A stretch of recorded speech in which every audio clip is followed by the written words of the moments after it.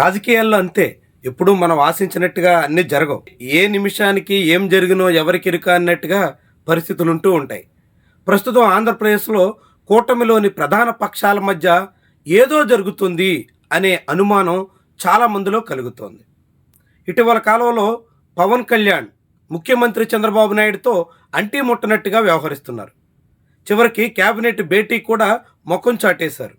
ఇలాంటి పరిస్థితుల్లో తాజాగా పవన్ కళ్యాణ్ నిర్వహించిన కార్యక్రమంలో సీఎం చంద్రబాబు చిత్రపటాలు మాయమయ్యాయి.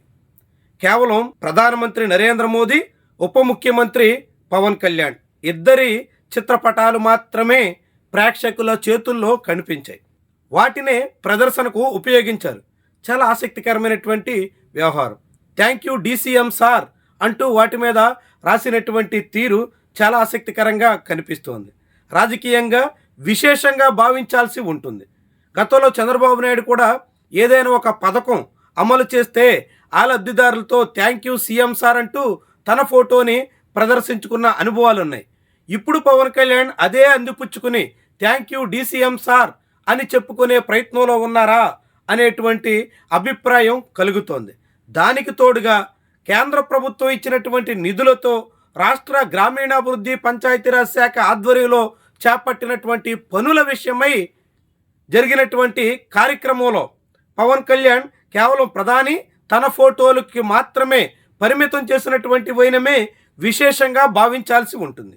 ఇందులో ముఖ్యమంత్రిని ఉద్దేశపూర్వకంగా విస్మరించారా, లేకుంటే యథాలాపంగా జరిగినటువంటి వ్యవహారమా అన్నదే తేలాల్సి ఉంది. ఏమైనా పవన్ కళ్యాణ్ కార్యక్రమంలో ఢిల్లీలో ఉన్న ప్రధానమంత్రి ఫోటోలు మాత్రమే కనిపించి అమరావతికి చెందిన ముఖ్యమంత్రి ఫోటోలు మాత్రం మాయమైనటువంటి వైనం చాలా ముఖ్యమైనటువంటి పరిణామంగా మనం గమనించాల్సి ఉంటుంది. ఏదో చెప్పదలుచుకున్నారా అనేటువంటి అనుమానం అయితే కలుగుతోంది. పవన్ కళ్యాణ్ ఏదో సంకేతాన్ని ఇవ్వదలుచుకున్నారా అనేటువంటి అభిప్రాయం అయితే కలగక మానదు. ఏవైనా ఇది రాజకీయంగా ముఖ్యమైనటువంటి విషయంగా చూడాల్సి ఉంటుంది. రాష్ట్రంలో ఇటీవల కాలంలో ఏ కార్యక్రమం జరిగినా పవన్ కళ్యాణ్, చంద్రబాబు నాయుడు, నారా లోకేష్ ముగ్గురు కలిసి హాజరైనటువంటి సందర్భాలు అనేకం ఉన్నాయి. ఎక్కడ ఏ కార్యక్రమం జరిగినా ముగ్గురికి సంబంధించినటువంటి ఫోటోలు, వీడియోలు, ఇతర ప్రచార వ్యవహారాలు ప్రదర్శిస్తున్న దాఖలాలు కూడా ఉన్నాయి. ముగ్గురు సమానంగా క్రెడిట్ తీసుకునే ప్రయత్నం నుంచి ఇప్పుడు హఠాత్తుగా పవన్ కళ్యాణ్ తనకు పీఎంకి మాత్రమే ఈ క్రెడిట్ అందాలి అనేటువంటి తీరులో మార్పు చేసినటువంటి వైను ముఖ్యంగా మనం గమనించాల్సి ఉంటుంది. దీని వెనక రాజకీయ కారణాలు ఏమైనా ఉన్నాయా అనేది కూడా చూడాల్సి ఉంటుంది. ఇటీవల ముఖ్యమంత్రి చంద్రబాబు నాయుడు పవన్ కళ్యాణ్ సంబంధించినటువంటి శాఖల మీద దండెత్తుతున్నారు. చెప్పాలంటే ఫారెస్ట్ డిపార్ట్మెంట్ మీద అయితే దుమ్మెత్తిపోశారు. చాలా ఫెయిల్ అయింది అనేటువంటి రీతిలో చిత్రీకరించడానికి సిద్ధమవుతున్నారు.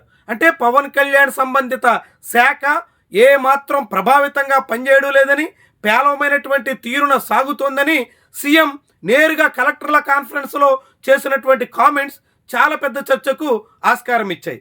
ఉప ముఖ్యమంత్రికి సంబంధించినటువంటి శాఖ విషయంలో ముఖ్యమంత్రి ఇంత దూకుడుగా ఎందుకు వ్యవహరించారు అనేటువంటి చర్చ ఒకవైపు సాగుతుండగానే రెండో వైపు ఉప ముఖ్యమంత్రి పాల్గొన్నటువంటి కార్యక్రమంలో ముఖ్యమంత్రి ఫోటోల్ని మిస్ చేసినటువంటి వైనం చాలా చాలా ఆసక్తికరమైనటువంటి వ్యవహారంగా చూడాల్సి ఉంటుంది.